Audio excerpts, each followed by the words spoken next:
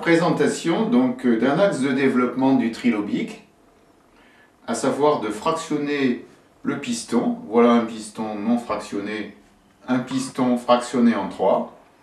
L'objectif étant d'obtenir un jeu de fonctionnement minimal entre les pointes, les arcs, sans pour autant ajouter des segments. Donc là on peut, en zoomant sur ce prototype, voir ce qui se passe. Les plaques sont boulonnées entre elles. L'ajustement, on voit ici, là, il y a un jeu excessif. Plus on serre, on réduit le jeu. On peut vraiment organiser ici un jeu minimal en jouant sur ces contacts-là pour obtenir une étanchéité maximale à ce niveau-là et au niveau des arcs de cercle. Toujours avec ce fameux cycle. Là, je mets les doigts dans les orifices d'admission, les orifices d'échappement étant ici. Donc on voit donc mes admissions avec le fluide qui rentre en pression dans les chambres et qui génère ici mon temps moteur V0, Vmax. En fin de temps moteur, l'autre côté prend le relais, V0 ici, Vmax. Et à chaque phase de temps moteur, j'ai ma phase d'échappement, ici, Vmax, V0, et là le fluide est éjecté par ces deux orifices-là. On peut observer, si j'extrais le noyau, que ces deux orifices d'échappement concordent bien avec un gros trou oblong qui permet à la chambre, dans sa phase Vmax, V0, de se contracter, d'éjecter le fluide. Alors que ici, on a les trous oblongs d'admission. Donc admission, V0, Vmax. Et ainsi de suite. Le mouvement est pérenne.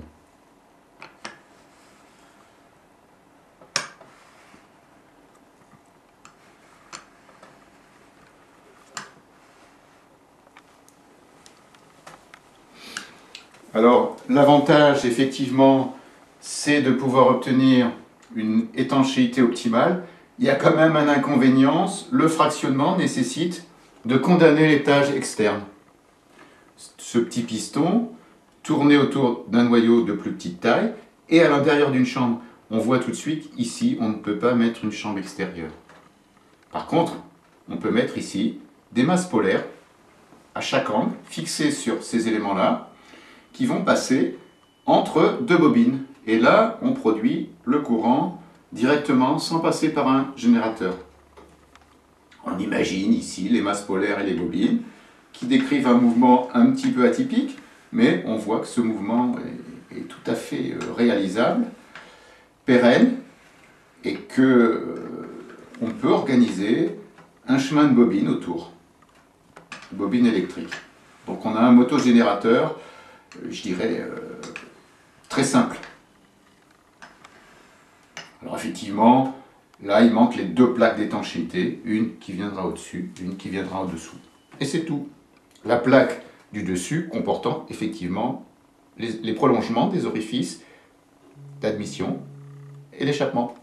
Voilà. D'accord. Merci Pascal pour ces explications. 15 février 2010. Bon, sans transition, je vais vous expliquer le moteur à piston frésoïdal, le moteur ZZ, qui est un nouveau concept déposé avec notre camarade Yves Sauger.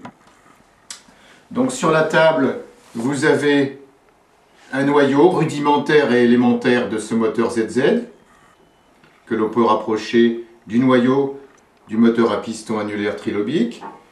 Et puis vous avez le fameux piston frésoïdal avec ces 6 segments plans. Donc le piston qui s'emboîte, la petite sphère qui s'emboîte dans le noyau. Et là on peut observer les variations volumétriques. Ici on a un petit a, c'est l'admission. L'admission, on part d'un volume V0 Le fluide est insufflé, on a un volume Vmax. C'est le temps moteur.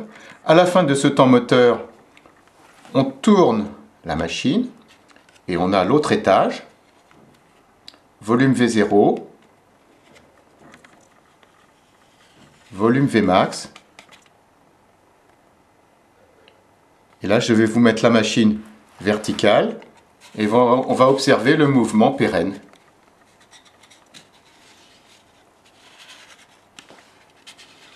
Avec une succession de chaque côté de V0, Vmax.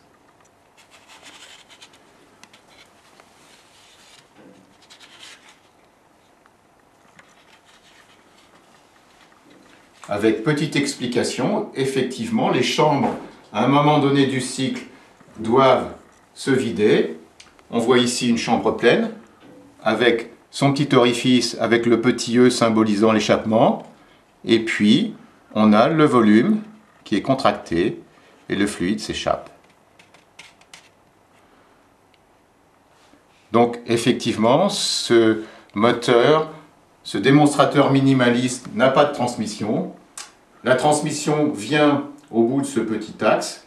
Donc on met une petite cerise toute rouge. Alors évidemment, c'est un gag la cerise, mais la transmission est à venir. Elle ne sera pas pour l'instant révélée parce que il y a un brevet à déposer pour formaliser une transmission très efficace, qui est différente de la transmission déjà connue qui était à l'extérieur de la frésoïde, mais qui se situe aux alentours de ce petit axe qui dépasse et qui sera révélé bientôt. D'accord, voilà. Ce sera la cerise sur le gâteau. La cerise sur la frésoïde. Merci Pascal pour ces explications.